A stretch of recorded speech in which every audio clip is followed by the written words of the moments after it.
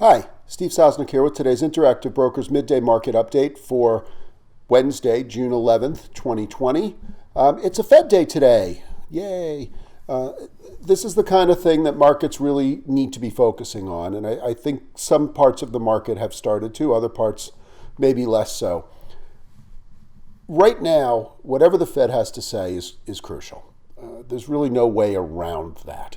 What the Fed has engineered with the help of Congress is a wonderful recovery in markets. There was a period in March and April when it looked as though markets were staring into the abyss along with the economy, and the Fed, using as many tools as they have at their disposal. They claim they have more, but they certainly used a whole bunch of them all in one shot. They used their balance sheet. They expanded it dramatically, basically by about 30% in the course of a couple of weeks. And that money flowed into markets. It backstopped all sorts of corporate debt. It backstopped corporations. And a certain amount of it flowed into the stock market because money tends to find the path of least resistance.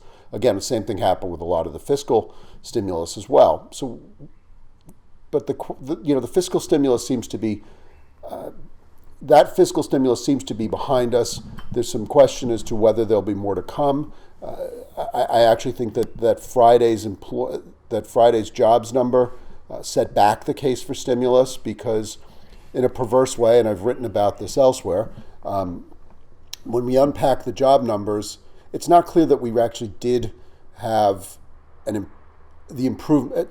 We actually didn't necessarily have a net increase in jobs. We may have actually had a net decrease, depending on how you count a lot of the workers that have been misallocated or within the Fed data, within the BLS data. My apologies.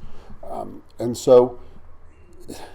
the problem is, by coming in with a positive number, by having the president take a victory lap, that set back certainly a bipartisan need for stimulus. I think you're going to get some pushback from the Republican side. And so right now, I think that the fiscal stimulus is temporarily off the table, so it's up to the Fed. I put out some numbers yesterday showing the growth in the Fed balance sheet and the pace of growth in the Fed balance sheet. And I'll refer you to those. I hope you take a look at them. You can see that the balance sheet continues to increase, but at a decreasing rate. Now, that said, the decreasing rate is roughly the rate at which it grew when the Fed was trying to stabilize the repo market late last year.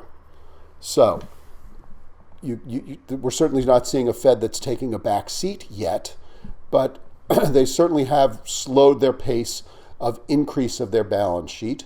They're cutting back some of their bond purchasing programs. And the question becomes, which is not really clear to me what the right answer is, I have to admit. The question becomes, are we more focused on the absolute size of the Fed balance sheet or the growth in the Fed balance sheet?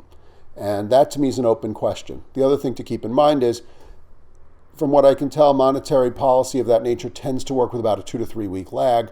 So even there, the fact that it's slowing does not necessarily mean that we slam the brakes on the overall market.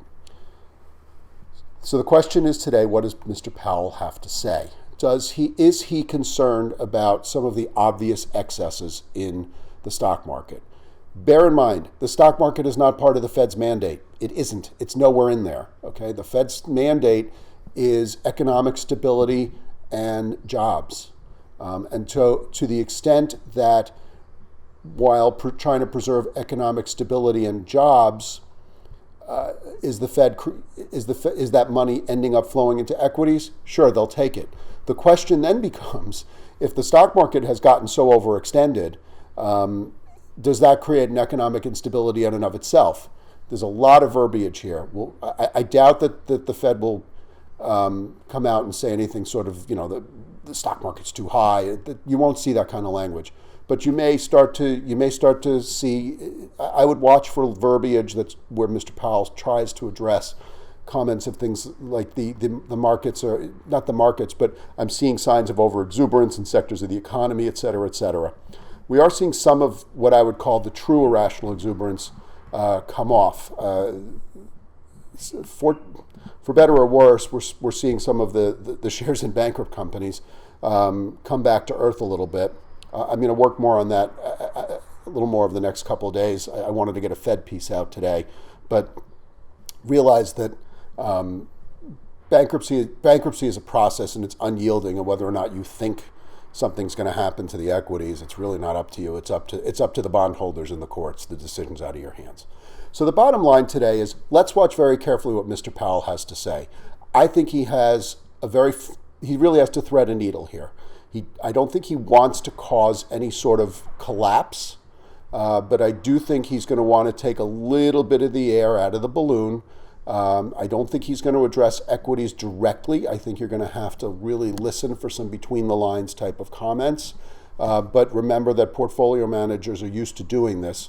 So look to see what's going on in other places. Look to see how the market reacts.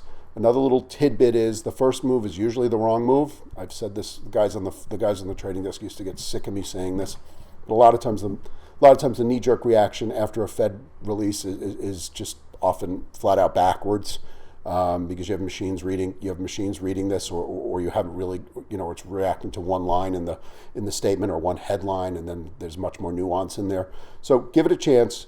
Wait for some nuance. Wait to hear what Mr. Powell has to say, and buckle in. We'll see if it's an interesting afternoon.